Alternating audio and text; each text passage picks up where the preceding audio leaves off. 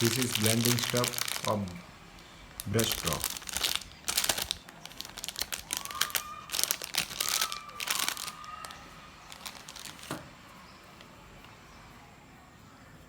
I have ordered two sets, so this is from another set. We use it for shading. I show you on a page.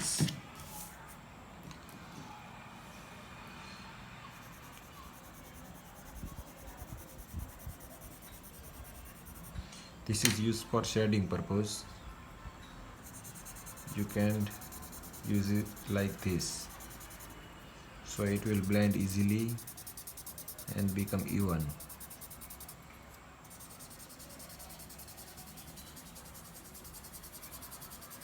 You can see it's become even. The gap in between pencil shade is not visible now.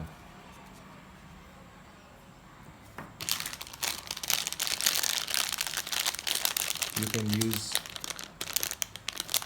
different type of blending stuff according to your requirement. This is very thin and this is very thick, so according to your drawing you can use it